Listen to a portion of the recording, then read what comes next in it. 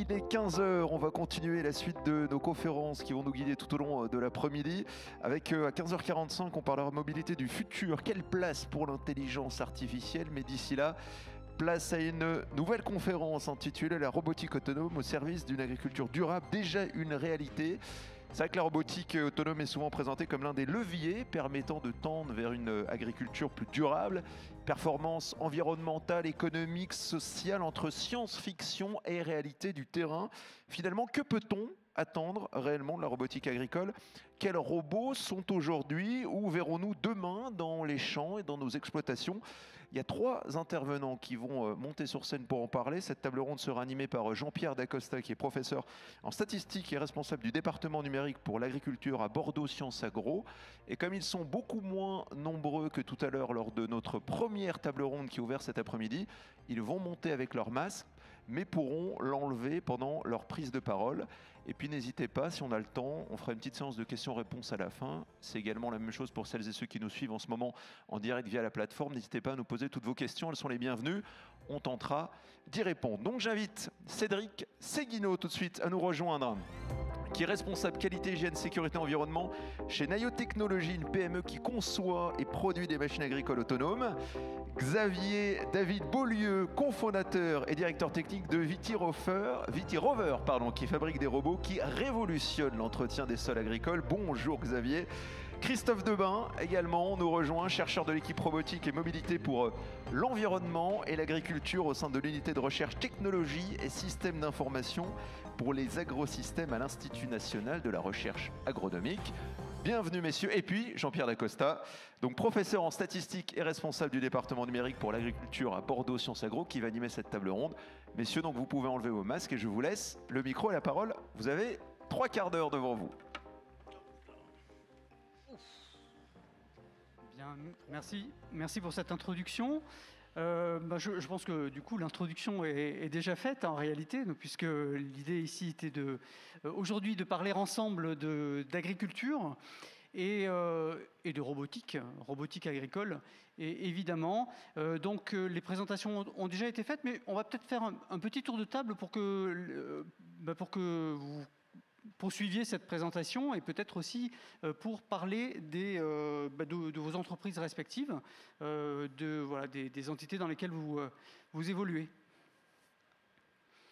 Je commence. Christophe, bonjour, Christophe Debain d'INRAE. Alors INRAE, c'est résulte de la fusion de l'INRA et de IRSTEA, anciennement peut-être le CEMAGREF. Pour ceux qui ont connu le CEMAGREF, donc on travaillait dans le domaine de la machine agricole et en particulier de la robotique. Donc moi je travaille dans le domaine de la robotique agricole. On organise des challenges, on développe de nouveaux systèmes, de nouveaux capteurs, etc. dans ce domaine. Bonjour à tous, Xavier David Beaulieu. Donc je suis à la fois, j'étais viticulteur à Saint-Émilion. Et il m'a amené à la conception d'une petite machine un peu à l'opposé de ce qui se faisait à l'époque, le VitiRover, un petit robot destiné à la tonte dans les espaces agricoles au sens large. Voilà, je passe la main à mon voisin. Bonjour tout le monde, je suis donc Cédric Seguino, je travaille à Nayo Technologies. On est une entreprise qui vient de fêter ses 10 ans. Spécialisé dans la conception, la fabrication et la vente de robots, principalement pour le désherbage pour l'instant, et qui auront vocation à faire plus de tâches dans le futur. Et je suis responsable sécurité, réglementaire, RSE aussi, donc voilà, tous les aspects de durabilité me parlent pas mal. Bien, merci à vous 3. Bon, juste une petite présentation, mais je ne suis pas le principal invité aujourd'hui. Donc Jean-Pierre Dacosta, donc je suis responsable du département numérique pour l'agriculture, et j'ai quelques travaux en recherche autour de la vision par ordinateur et les applications agricoles, notamment la proxy détection en agriculture, et également la robotique au travers d'un projet de développement d'un robot de désherbage. Voilà. Alors, pour commencer, pour peut-être planter le décor, pour ceux qui ne connaissent pas forcément la robotique agricole, moi je voudrais commencer à poser la question à l'un de vous. Alors, ça va tomber sur Christophe, par exemple. Qu'est-ce qu'on peut appeler aujourd'hui un robot en agriculture ? Merci pour cette question, Jean-Pierre. Oui, alors un robot, je pense que je peux répondre parce que, en fait, moi, dans ma carrière, j'ai commencé par faire des systèmes d'assistance. Par exemple, le laser pilote chez Claas est issu de nos travaux. Et très vite, on s'est posé la question d'aller vers des machines qui puissent non seulement aider l'opérateur, mais presque travailler toutes seules, c'est-à-dire sans que l'opérateur ait à intervenir. Alors l'opérateur, il est toujours dans la boucle, on me pose souvent la question, parce que l'agriculteur, c'est la personne qui connaît le mieux son terroir, qui connaît le mieux son exploitation, qui connaît le mieux ses bovins. Et donc forcément, il va superviser, régler son robot, mais une fois que ces tâches sont réalisées, le robot, dans le cas idéal, doit être capable de fonctionner totalement en ce qu'on appelle nous en autonomie, c'est-à-dire sans interaction directe de la personne. Donc comme les robots que vous pouvez voir qui sont projetés actuellement. Donc à l'origine, il y a eu vous connaissez tous le robot de traite dans l'agriculture. Donc c'est un robot qui permet de traire les vaches, sachant que c'était une tâche extrêmement fastidieuse, parce qu'il fallait aller tous les matins et tous les soirs traire les vaches, même le jour de Noël, même quand vous êtes malade avec 42 fièvres, il faut quand même aller traire les vaches. Et bien avec ce robot, ça a permis aux éleveurs de retrouver une vie un peu plus normale. Et donc c'est issu des travaux qui ont été faits à l'INRAE dans les années 80. Donc les productions animales comme lieu privilégié peut-être de développement dans les 30 dernières années, on va dire, de la robotique agricole. Et en production végétale, alors, à ce moment-là, qu'est-ce qu'on trouve finalement dans la nature aujourd'hui comme robot? Alors peut-être Cédric, puisqu'il est un petit peu de la partie également. C'est vrai que nous, on est plutôt dans le monde agricole, sur le végétal. Il faut voir qu'il y a plusieurs tâches qui sont extrêmement complexes. C'est pas forcément sur celle-ci que l'on va aller. Par exemple, on peut imaginer la taille des vignes. C'est un processus extrêmement fastidieux. C'est pas celui-là qu'on va robotiser en premier parce que ça nécessite une complexité particulière. Donc aujourd'hui, il y a des tâches qui se prêtent très bien à la robotisation dans le monde agricole, notamment tout ce qui va être travail du sol, où ça va être principalement des outils qui vont être tirés, traînés, enfoncés dans le sol. On va également avoir des problématiques de récolte sur certaines récoltes, notamment il y a beaucoup de recherches qui se fait aujourd'hui autour des vergers, sur la pomme, la tomate également. Et on commence à voir aussi pas mal de robots qui apparaissent sur tout ce qui est traitement phytosanitaire, avec là un enjeu associé à la sécurité des travailleurs agricoles, l'objectif étant de les exposer le moins possible aux phytos. Et en parallèle de ça, il y a une nouvelle tâche qui apparaît, qu'on appelle le scouting, où l'objectif là, c'est vraiment de collecter de la donnée dans le champ. Parce qu'un des enjeux pour continuer à travailler sur les rendements et sur la durabilité des cultures, tout en réduisant l'application des produits phytosanitaires, etc., c'est d'être capable de faire de l'agriculture de précision. Et ça va être basé sur la capacité à collecter de la donnée dans le champ, et non plus à traiter la parcelle dans son intégralité, mais être capable d'aller être dans un traitement individuel, plan par plan. Voilà, donc le scouting, cette étape de collecte de données est extrêmement importante, et dès qu'on va utiliser un être humain pour faire cette collecte-là, ça va coûter très cher à l'agriculteur. Voilà, donc principalement aujourd'hui, on trouve des robots pour le scouting, pour le travail du sol, pour la récolte, quelques bras robotisés, et également pour tout ce qui est traitement phytosanitaire, principalement. D'accord. Donc, ce qu'on comprend, donc finalement, c'est que le développement de la robotique répond à un besoin, mais quelles sont les questions qui se posent? Pourquoi des robots au final? On comprend bien qu'il y a un souci avec la main-d'œuvre. On a peut-être des machines qui ne sont pas adaptées parce qu'on a un souci de main-d'œuvre, mais il existe des machines. Pourquoi les machines actuelles ne suffisent pas? Pourquoi est-ce qu'il ne faut pas des outils intelligents finalement? Pourquoi des robots? La réponse est assez multiple, mais c'est vrai que une des clés qu'on retrouve assez souvent, c'est la pénibilité associée au travail. Historiquement, on peut imaginer, par exemple, si on prend tout simplement le désherbage, sur certaines exploitations de quelques hectares ou en dessous, on est encore sur du désherbage manuel, avec des activités extrêmement pénibles pour le dos, qui vont générer ce qu'on appelle vraiment des TMS, donc pénibles, source de douleur. Dans certaines exploitations, ça peut être remplacé par de la mécanisation. Donc aujourd'hui, on a beaucoup d'exploitations qui sont équipées avec des tracteurs sur lesquels on a des outils mécaniques qui sont tirés, qui remplacent le travail manuel, mais ça reste extrêmement pénible. Hein. Qu'est-ce qui est, voilà, quelqu'un qui va piloter dans un rang de légumes toute la journée ou dans un rang de vignes, dont son objectif c'est de rouler à 5 km/h en ligne droite et surtout pas faire d'écart pour pas abîmer la culture, on peut imaginer la pénibilité et puis la faible valeur ajoutée de ce genre de tâches. Donc effectivement, il y a une pénurie de main-d'œuvre aujourd'hui sur des actions qui sont à très faible valeur ajoutée finalement pour l'homme.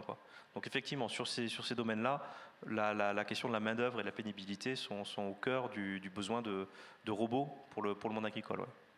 C'est un des éléments. D'accord. Une autre réponse aussi, c'est que le robot permet de descendre à une échelle beaucoup plus fine. Hein. C'est-à-dire qu'on a beaucoup parlé d'agriculture de précision, on fait beaucoup de mesures sur les plantes, mais quand il s'agit de descendre à l'échelle de la plante et de travailler à l'échelle de la plante, ce n'est pas un homme qui va pouvoir travailler avec un système qui fait 24 mètres ou 48 mètres pour revenir jusqu'à l'échelle de la plante. Donc c'est impossible pour l'homme de piloter à l'échelle de la plante sur un outil qui fait 24 ou 48 mètres de largeur. Par contre, un robot, lui, avec toute une architecture électronique et informatique, est capable, même sur une grande largeur, de descendre à l'échelle de la plante. Donc moi, souvent, ce que je dis, c'est que le robot va clairement devenir le bras armé de l'agriculture de précision et dans un objectif de durabilité, bien sûr. Hein, c'est-à-dire, par exemple, quand on parle de produits phytosanitaires, au lieu d'épandre la même dose de produits partout et plutôt d'en mettre un peu plus parce qu'au cas où on ne sait pas trop, voilà, eh bien là, on va pouvoir descendre à l'échelle de la plante et ne traiter que les plantes qui sont malades au moment où c'est le plus opportun. Et ça, ce n'est possible qu'avec de la robotique. Effectivement, tu fais bien la transition avec le point que je souhaitais aborder ensuite. Bon, on comprend bien que ces robots répondent à des besoins aujourd'hui de main-d'œuvre, de précision, avec des machines qui ne sont pas forcément adaptées aujourd'hui, donc besoin d'aller vers quelque chose d'un petit peu plus ad hoc et pointu. Mais donc, comme on l'a dit en intro, la robotique, elle est présentée comme une solution pour aller vers une agriculture un peu plus durable. Et moi, je voudrais qu'on examine en fait chacun de cette proposition, enfin ce que je viens de dire, hein, cette proposition-là. Est-ce que c'est vrai? Alors, quand on parle durabilité, on parle de trois piliers. Un pilier environnemental, on vient de commencer à en parler. Un pilier économique, un pilier social. On va essayer de revenir sur ces 3 points, si vous le voulez bien, et notamment, commençons par celle-ci, puisqu'on a commencé à l'aborder, l'aspect de performance environnementale de la robotique, où, voilà, est-ce que, il y a la réduction des intrants, quoi d'autre selon vous? Par quels aspects on peut espérer de la robotique, ou on peut craindre peut-être qu'elle ne respecte pas cette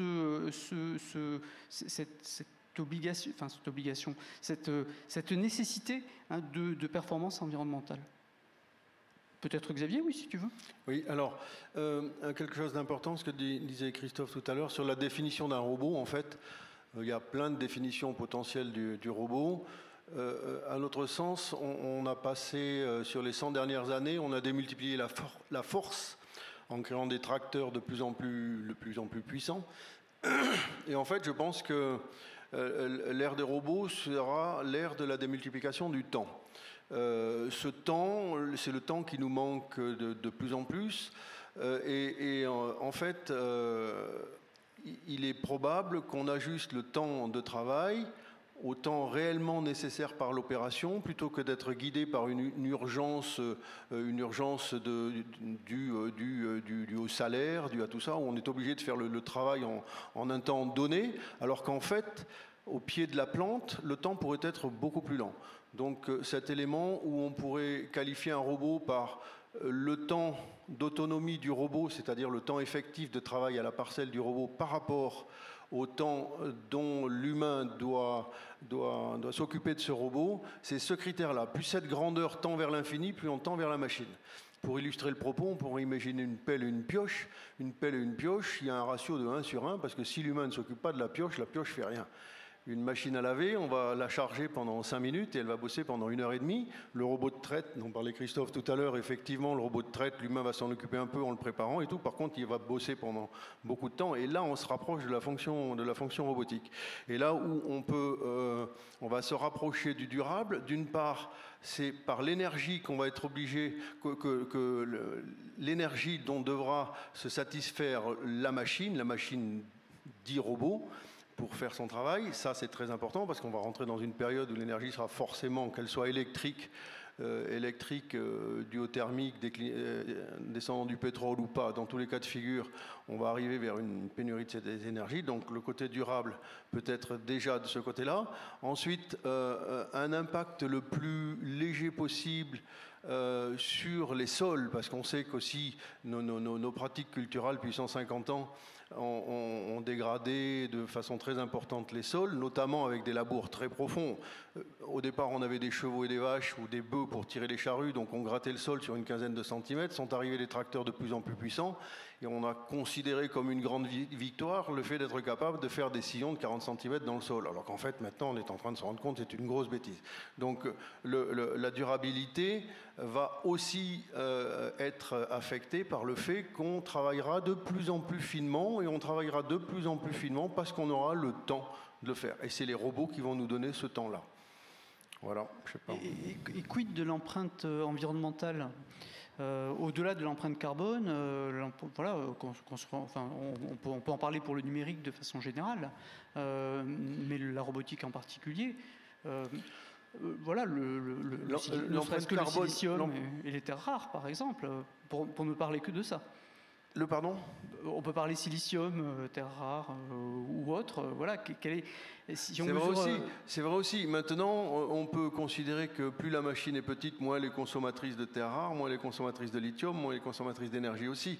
Parce que grosso modo, toute chose étant égale par ailleurs, une grosse machine gavée d'électronique qui est elle-même beaucoup plus consommatrice de ces matériaux devenant rares. L'autre idée aussi, c'est que le robot permettrait peut-être de miniaturiser nos machines et donc de les dédier un peu plus à des tâches bien spécifiques, bien particulières, et donc d'être peut-être un peu moins dispendieux de toutes ces ressources de plus en plus dont on a à être de plus en plus économe. Malheureusement, c'est pas trop le cas. Alors après, il y a l'autre impact, ce que disait Cédric tout à l'heure. Les robots, pour le moment, sont surtout affectés à des travaux d'entretien de sol, que ce soit du labour léger ou de la tonte. Dans le cas de Vitirover, c'est uniquement de la tonte. Derrière, on utilisera ces machines, des multiplicatrices de temps, pour aller faire du traitement prophylactique. Sans prophylaxie, pas d'agriculture. Il ne faut pas rêver. Alors maintenant, ce qu'on peut peut-être faire, c'est adapter le plus précisément possible la quantité de produits à distribuer sur la plante. Et là, grosso modo, il n'y a qu'une machine qui peut faire ça de façon régulière, tenue dans le temps. Il est hors de question de mettre un opérateur qui va guider un tracteur sur des rangs et des rangs en distribuant systématiquement, en jugeant de la bonne dose à mettre sur ce pied de tomate, ce pied de truc. C'est absolument pas possible. Alors que la machine, elle a potentiellement cette capacité-là, tout en économisant donc l'énergie. Dernier petit truc, plus la machine est petite, plus elle est légère, moins elle contraint les sols et moins il y a de contraintes agronomiques à moyen terme sur les textures de ces sols. Oui, et ça c'est très important parce que les machines lourdes, elles abîment énormément les sols et elles compromettent l'agriculture dans les années à venir. Donc réduire la taille des machines, c'est extrêmement important, et on voit qu'aujourd'hui, les robots qui fonctionnent et qui sont vendus, et qui sont maintenant largement vendus, sont des robots de petite taille et de poids modéré, quoi. C'est très très intéressant là, tout ce que vous dites, et c'est vrai que c'est un des drivers principaux des développements aujourd'hui. On est encore à la recherche du meilleur compromis, taille, puissance pour le sol, et il y a plusieurs points qui existent. Vitirover, effectivement, c'est un parti pris extrêmement léger. On a des robots, nous, un peu plus lourds. Il y en a qui existent, qui sont beaucoup plus lourds que ça, qui vont fonctionner avec de l'hybride et du diesel. L'enjeu, j'aurais tendance à dire, pour quel que soit le point de fonctionnement aujourd'hui, c'est de réussir à commencer à quantifier l'impact. On est, depuis plusieurs années, tous convaincus que le robot agricole va avoir un impact positif sur l'environnement. Super, on va faire de l'énergie électrique, donc a priori, pas de CO2 émis dans le champ. Sauf qu'on oublie très vite, par exemple, que pour ramener le robot sur la parcelle, il va falloir utiliser une remorque et puis un pick-up ou un véhicule qui lui-même va consommer du CO2. Tout ça pour dire qu'il y a des transferts d'impact, il y a des éléments comme la pression dans les mines, sur les ressources et les métaux, par exemple, que l'on va extraire pour fabriquer. Donc l'enjeu, aujourd'hui, qui est face à nous, c'est de réussir à quantifier précisément quel est l'impact des robots réel sur l'ensemble de ces dimensions-là. Et donc nous, par exemple, on a mené avec l'INRAE justement une collaboration cette année pour essayer de faire une analyse du cycle de vie sur un de nos robots, pour rentrer dans cette étape de quantification. Et on s'est heurté, et c'est là que c'est juste magnifique, hein, au fait que personne ne s'est jamais vraiment posé la question aujourd'hui de l'impact d'un tracteur dans ce prisme analyse du cycle de vie. Ce qui fait que on commence à évaluer aujourd'hui l'impact d'un robot comme TED pour la vigne, mais on n'est pas capable de savoir si on est mieux ou moins bien qu'un tracteur, parce que tout simplement le tracteur, personne ne s'est jamais posé la question de le modéliser correctement dans ce prisme-là. Donc en fait, cette démarche-là va nous amener en fait globalement à réfléchir sur l'ensemble du machinisme agricole pour être capable de comparer la robotique avec d'autres itinéraires, être capable de voir ce qui est le plus ou moins impactant et trouver les meilleurs points de fonctionnement en fonction de ce qu'on veut faire. Donc c'est un enjeu pour plusieurs années, et là pour le coup c'est vraiment de la collaboration entre constructeurs, avec les instituts. Il n'y a que comme ça qu'on va pouvoir y arriver, quoi. Donc c'est intéressant cette comparaison avec avec les machines agricoles conventionnelles, on va dire. Et d'ailleurs, ça m'amène au deuxième point sur la durabilité. Et c'est donc la durabilité économique, on va dire. Hein, donc la soutenabilité économique de la robotique agricole. La question des machines, des tracteurs se sont posées il y a des dizaines d'années. Acheter un tracteur, c'est jamais anodin pour un agriculteur. Ça dépend de sa taille, ça dépend de la taille de l'exploitation, etc. Et qu'en est-il pour les robots? Est-ce que aujourd'hui, est-ce que c'est pas trop demandé finalement à un agriculteur que de s'équiper d'un robot? Alors, je pense qu'on pourrait être plusieurs à répondre à cette question. Mais... Oui, juste un tout petit truc avant de te laisser la main. En fait, dans une exploitation agricole, quand on a acheté un tracteur, on le dimensionne à la hauteur de la tâche la plus énergivore dont on aura besoin une fois dans l'année. Donc si j'ai besoin au mois de décembre de débarder du bois, je vais me prendre un 130 chevaux parce qu'à ce moment-là, j'ai absolument besoin de ces 130 chevaux, c'est vrai. Et tout le reste de l'année, je vais utiliser ce tracteur pour le faire travailler à 40 chevaux. Donc les robots pourraient éventuellement être une réponse à ça en choisissant une machine beaucoup plus en adéquation avec le travail à faire. Donc ne pas éliminer les tracteurs, mais les conserver pour des tâches pour lesquelles ils sont réellement nécessaires. Voilà, vas-y, je te repasse la parole. C'est une très bonne introduction parce que ça soulève une question qui est la multiplication des machines. C'est-à-dire que si aujourd'hui on commence à avoir des machines spécialisées, des robots correctement dimensionnés pour les bonnes tâches, en fait on va avoir une multiplication d'unités, et d'un point de vue empreinte, effectivement, quantité de terre utilisée, de ressources utilisées, c'est peut-être pas le bon compromis. Donc cette question aujourd'hui de la multiplication des machines, c'est une vraie question. Surtout si c'est une machine qui va être utilisée 1, 2, 3 fois dans la saison, on a des taux d'utilisation qui sont extrêmement faibles. Donc le modèle économique là, qui a été prépondérant dans les années 90, enfin la mécanisation, on va dire, un petit peu à outrance des exploitations agricoles, c'est pas quelque chose qui est souhaitable de reproduire avec la nouvelle génération de robots. Hein. Très clairement, aujourd'hui, ça serait essayer de faire comme dans le monde d'avant, et on n'a pas forcément les clés. On a des taux d'endettement chez les exploitants agricoles qui sont assez élevés, notamment dans le maraîchage diversifié. Enfin, c'est des choses qui sont pas soutenables pour l'agriculteur non plus.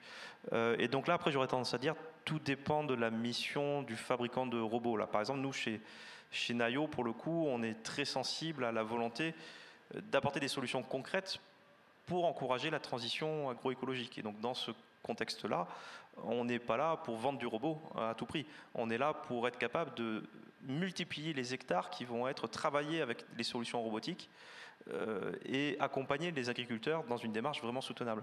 Donc c'est pour ça qu'on étudie pas mal de nouveaux modèles économiques, avec notamment des mises à disposition longue durée, des systèmes de location du matériel pour une saison complète. Ça peut, je pense que tu pourras en parler.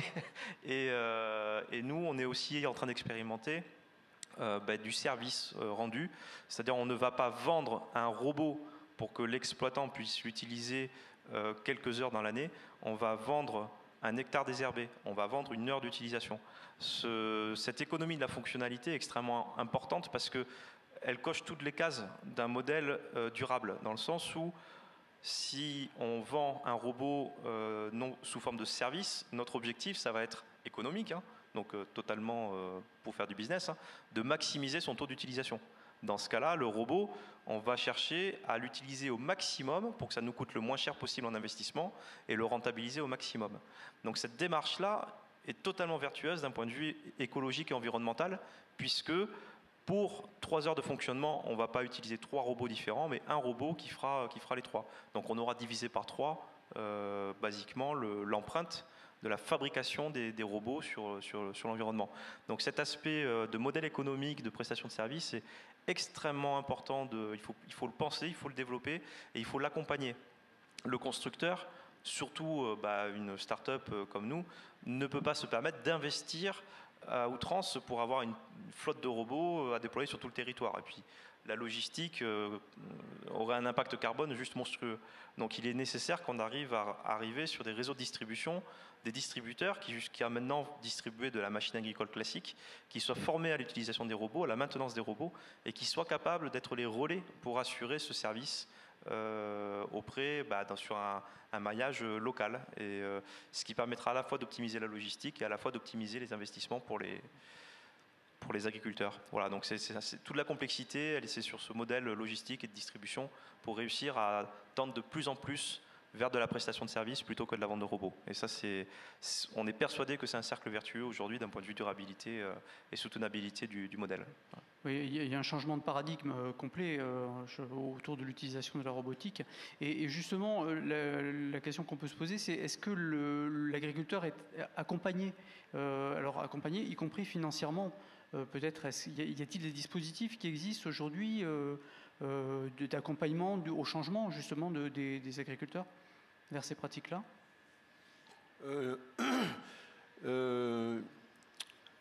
Oui, je vais revenir là-dessus. En fait,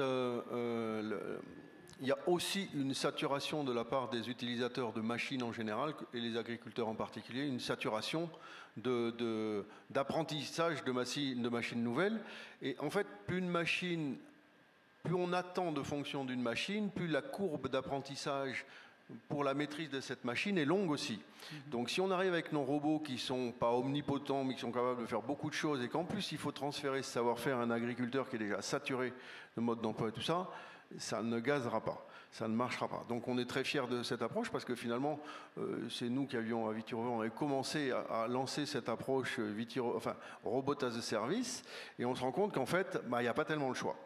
Il n'y a pas tellement le choix. Alors après, pour l'accompagnement, il y a un accompagnement financier effectivement pour les agriculteurs qui achètent une machine, mais pour le moment, il n'y en a pas pour les agriculteurs, à ma connaissance en tout cas, qui investissent dans l'achat de la prestation associée à ce robot. Et ça, c'est peut-être un petit peu dommage parce qu'il n'y a pas tellement de raisons finalement, économiquement, écologiquement, ce modèle tient largement la route. Donc on devrait pouvoir arriver à trouver un petit peu de financement public. Il y a quelque chose aussi de très important, c'est qu'on attend une révolution agricole, on attend une révolution sur la qualité des produits qu'on consomme tous les jours, et donc on a un choix individuel à faire chaque fois qu'on achète nos carottes, nos patates et ainsi de suite, et les pouvoirs publics devraient contribuer à aider à l'élaboration de ces nouveaux modèles techniques et ces nouveaux modèles de marché, quoi. Donc pour le moment, je crois qu'il n'y en a pas. Je ne sais pas, Cédric, tu connais des aides à la location de services agricoles? Moi, je ne connais pas. Non, on a essayé d'en discuter effectivement avec les pouvoirs publics sur ce sujet-là. Il y a plusieurs choses qui rentrent en compte. Il y a à la fois le fait que c'est un modèle nouveau, donc il faut réussir à convaincre, et puis le fait que les robots ne sont pas tous tout à fait prêts. La filière, elle est encore aujourd'hui sur un niveau de maturité assez faible, donc avec beaucoup de prototypes ou on va dire de pré-série. Et donc c'est vrai qu'il y a aussi besoin d'accompagnement dans un premier temps pour aider à la maturité des différents robots avant d'arriver sur un modèle mature dans lequel on va louer de l'heure de fonctionnement sur le robot.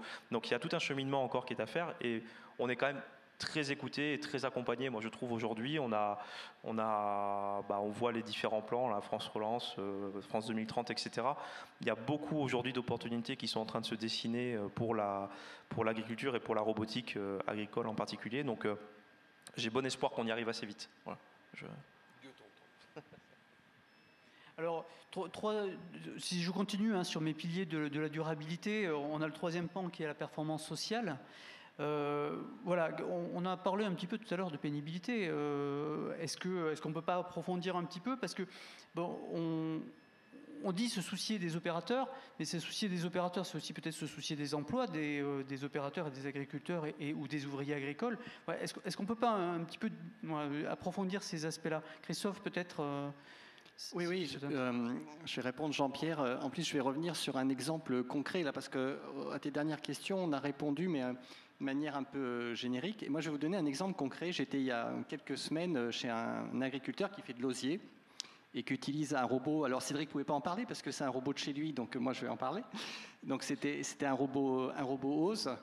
Et donc, ça va répondre à ta question en même temps. Et il était obligé d'essayer, c'est le bon mot, hein, essayer de recruter des personnes pour désherber l'osier. Donc, il passait un coup avec le tracteur, alors plus ou moins approximativement. Déjà, c'était pas du tout évident à faire. Et puis après, il fallait que des personnes viennent avec un petit piochon pour enlever le restant des adventices qu'il y avait entre les plants d'osier. Évidemment, ça devenait d'année en année de plus en plus dur de trouver des gens pour faire ça, parce qu'aujourd'hui, qui veut passer des journées entières à piocher dans des champs d'osier, hein? Moi, je l'ai fait quand j'étais ado et enfant. Je vous garantis que aujourd'hui, plus personne ne veut le faire, hein. Et grâce aux robots, donc il a retrouvé des personnes qui veulent bien utiliser un robot, donc mettre le robot OSE dans le champ d'osier, et puis tout en ayant un petit œil sur le robot, parce que tout n'est pas encore complètement parfait, hein, comme le disait Cédric, en ayant un œil sur le robot, eh bien, enlever les quelques dernières adventices qui restent, parce que le robot est beaucoup plus performant que le tracteur, donc déjà il en enlève beaucoup plus. Et puis lui, avec son piochon, voilà, de temps en temps, il y a quelques adventices encore à enlever. Mais le travail reste valorisant, parce que quand vous rentrez chez vous le soir en disant j'ai travaillé toute la journée avec un robot, même si à un moment vous aviez le piochon dans les mains, eh bien ça reste un travail valorisant et beaucoup moins pénible. Donc au niveau acceptation du robot, là, c'est vraiment intéressant cet exemple, parce que l'agriculteur a fini par dire mais moi je n'imagine plus vivre maintenant sans ce robot. Donc ça améliore les conditions de vie, ça permet de travailler différemment. Est-ce que, parce que c'est aussi un petit peu dans le modèle de certains de vos services, des services que vous proposez, est-ce qu'on peut espérer la création d'emplois? Alors au-delà de la fabrication, évidemment, hein, des robots de toute la filière, qu'est-ce qu'on peut espérer comme nouveaux emplois ou emplois différents autour de la robotique? Oui, là j'y tiens. Vous avez dans la salle le premier berger de robots du monde. En fait, c'est on a essayé d'inventer, on est toujours en train d'essayer d'inventer le métier de celui qui aura à gérer une flotte de robots. C'est maintenant en œuvre depuis 2 ou 3 ans, donc on a créé des tableaux de bord. Donc le berger de robot passe, on va dire, la majorité de son temps avec un PC et sur un site web, il contrôle les robots à droite à gauche qui lui envoient des messages.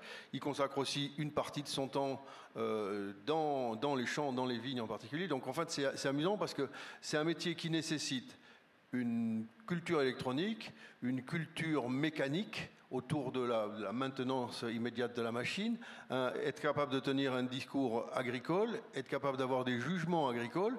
Donc c'est un métier complètement nouveau. On a essayé de faire avec le CFAI de Bruges, de définir un profil de formation autour du berger de robot. Donc on est en train de tourner autour de ça, mais c'est amusant. Donc ces métiers-là, d'autant plus que il n'y avait pas de métier avant qui permettait de gérer l'herbe comme notre robot vitirover le fait. Donc on n'a pas, avec cette approche-là en tout cas, on n'a pas éliminé de travail, on a créé au contraire un nouveau métier et qui vient en parallèle d'une tâche qui était assurée par les tracteurs et les tractoristes, mais avec très peu de temps derrière. Donc le bilan est plutôt positif de ce côté-là, avec notre amour. Il y a aussi tous les métiers autour de la maintenance. Globalement, j'ai entendu cette semaine là qu'à Unilassal, ils sont en train de mettre en place une filière Bac+3 spécialisée dans la maintenance du matériel robotique. Donc effectivement, il y a une mutation de toute façon du métier. Hein, c'est comme on vient de le dire, il y a un enjeu très fort de multidisciplinaire. Et donc c'est vrai que c'est des nouvelles compétences à acquérir. Et pareil, hein, sur un réseau de distribution, lorsque l'on veut être capable d'opérer, voilà, il y a tout un ensemble de formations associées à ça, des bergers, des personnes qui vont faire la maintenance, l'entretien. On peut même imaginer à terme des personnes spécialisées sur de la circulation hein, dans un écosystème enrichi dans la ferme, dans lequel il y a des tracteurs intelligents, des machines agricoles, des piétons, il y a des interactions à chaque instant entre les humains et les machines, et donc il va y avoir des métiers associés à ça, quoi, de régie, quoi. On le voit bien également à nos niveaux. Effectivement, on passe de métiers d'ingénieur petit à petit à des métiers de plus larges et qui percolent un petit peu à tous les niveaux de l'emploi agricole. Effectivement, Unilassal, on a également un projet autour de formation de techniciens au numérique de façon générale et à la manipulation évidemment de machines agricoles et de robots. Et on voit tout l'intérêt effectivement chez les agriculteurs. Donc forcément de nouvelles compétences à acquérir et de nouveaux métiers. Mais là, on est vraiment sur le volet création d'emplois, mais il y a un truc qui me paraît fondamental, c'est avec la crise de Covid, on l'a vu, là, il y a eu des appels à un moment à volontaires pour aller cueillir les fraises, etc., qui pourrissaient sur plan parce que ça manquait de main-d'œuvre. Donc là, bon, la crise a mis ça en avant, mais par exemple, aujourd'hui, les tomates, la récolte des tomates, c'est quelque chose on essaye d'avoir des filières françaises. Voilà, quand on est un peu responsable, on se dit je vais acheter des tomates plutôt françaises du sud-ouest plutôt que de la tomate espagnole pour ne serait-ce que l'empreinte carbone. Mais ce qu'il faut savoir, c'est que pour récolter ces tomates en France, on importe de la main-d'œuvre parce qu'on ne trouve pas de main-d'œuvre en France pour faire la récolte des tomates en France. Ce qui fait que, effectivement, on n'a pas un point carbone à transporter la tomate, il y a le point carbone à transporter le travailleur qui vient récolter la tomate. Donc c'est compliqué.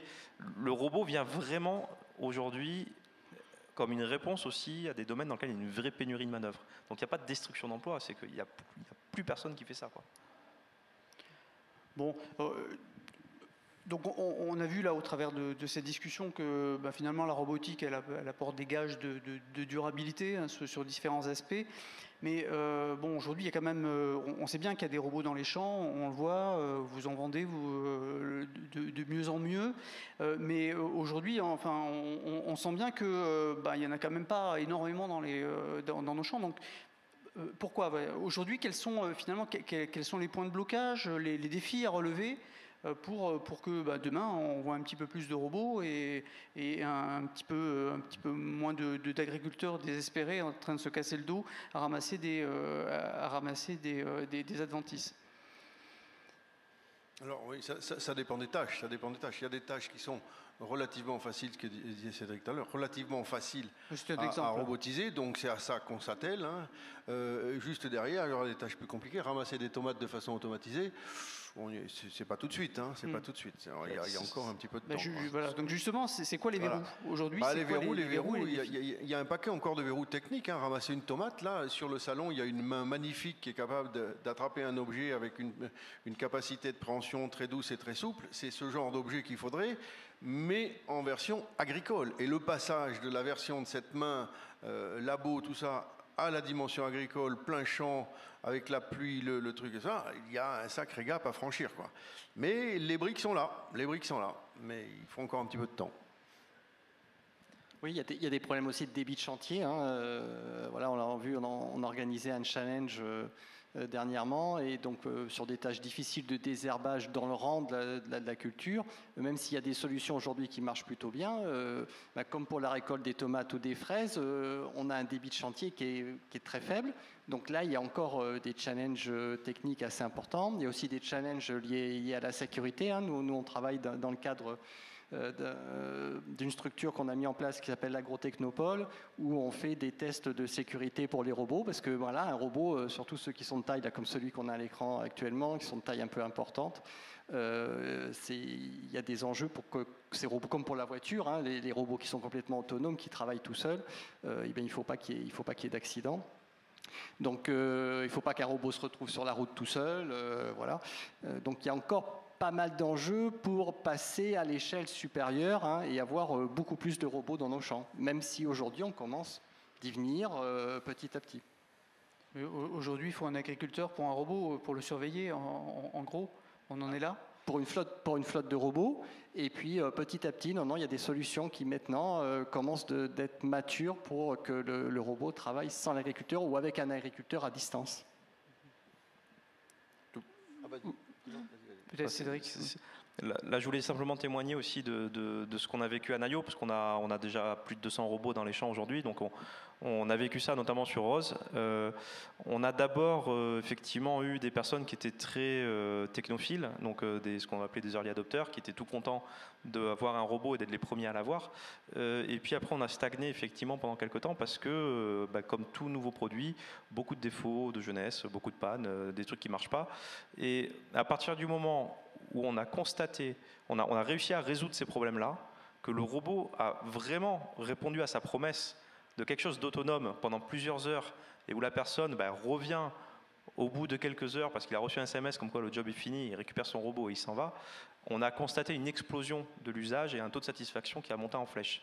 Donc effectivement, les briques sont là. Maintenant, c'est aux constructeurs de réussir à mettre au point correctement les robots et à remplir la promesse marketing de la machine qui travaille tout seul. Mais en tout cas, nous, on l'a constaté, c'est qu'à partir du moment où on a réussi ce défi-là, le taux d'adoption devient aussitôt beaucoup plus grand. Et surtout, et c'est ça qui est super intéressant, c'est que d'un seul coup, il y a des nouvelles pratiques qui se mettent en place. C'est-à-dire que le robot permet à l'agriculteur d'imaginer de nouvelles manières de faire avec. Et on encourage cet écosystème, mais ça devient super intéressant. Ils imaginent des trucs auxquels on n'avait absolument pas pensé, quoi. Et donc, c'est très très riche, et on espère qu'on est au début d'une courbe exponentielle. Voilà, je confirme ça. On a, nous, de l'ordre d'une centaine de robots dans la nature, dont des robots qui, pendant la période Covid 2020, certains robots n'ont pas vu d'humains pendant 8 mois et ont fait leur boulot uniquement avec le soleil dans le truc. Et effectivement, ça génère des comportements chez les utilisateurs potentiels on démystifie la bête, quoi. Ça, c'est vachement important. Donc, sur ces fonctions de base, on arrive à le faire maintenant sans problème. Et après, sur le contexte réglementaire, c'est vrai qu'il y a des questions qui se posent encore sur l'autonomie, est-ce qu'il faut un superviseur ou pas, etc. On a une chance en Europe, mais vraiment c'est une chance, c'est que on relève de ce qu'on appelle la directive machine, qui permet de faire de l'expérimentation. On a un cadre réglementaire qui pose des exigences de santé et de sécurité qui sont à respecter, mais qui permettent de faire de l'expérimentation, contrairement à d'autres pays du monde dans lesquels il n'y a rien d'un point de vue réglementaire, ou alors il y a des choses qui sont extrêmement contraintes, qui viennent du monde du tracteur, et le tracteur doit aller sur la route. Donc là, pour le coup, en Europe, le cadre légal est un terreau assez fertile pour faire de l'expérimentation, et c'est certainement pour ça que en France, on va faire un petit cocorico quand même, hein, on l'a pas encore dit, mais on est considéré comme la filière la plus mature dans le monde d'un point de vue robotique agricole, quoi. C'est chez nous que nous avons le plus de diversité sur les robots, et puis de loin, quoi, pour le coup. Eh bien, bravo, messieurs. Donc du coup, on arrive à la conclusion. On va peut-être laisser la place à certaines questions, mais aujourd'hui, finalement, j'allais vous poser la question, c'est pour demain, c'est pour après-demain, la robotique agricole, est-ce qu'on peut dire que c'est déjà aujourd'hui ? Moi, dans mon cas, je dis que c'est depuis avant-hier maintenant, puisque ça fait maintenant, on a une centaine de robots dans la nature qui fonctionnent tout seuls depuis maintenant 3 ans, on va dire, 3-4 ans. Donc, en fait, le frein à la diffusion de nos robots, il est surtout pour le moment, tient surtout dans notre capacité à nous, à industrialiser, à répéter ces robots, mais à leur dimension. Alors on n'a pas le problème réglementaire du tout, parce que de toute façon, la dimension sécurité est dépendante quelque part du poids du robot et de sa vitesse maximale, son énergie cinétique embarquée. Et en fait, nous, nos machines, elles font 20 kg, elles roulent à 300 mètres/h, donc elles ne présentent aucun danger, donc on n'est pas du tout...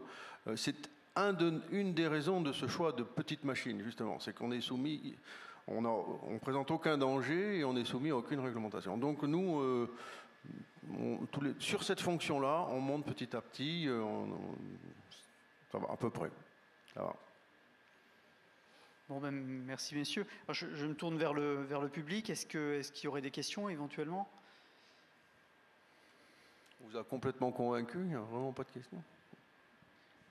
Eh bien, c'est que tout a été très clair. Merci beaucoup, messieurs, pour cette table ronde. On n'a pas reçu non plus de questions via le chat, via les personnes qui nous suivent à distance. Donc, c'est que votre présentation était très, très claire. Merci beaucoup.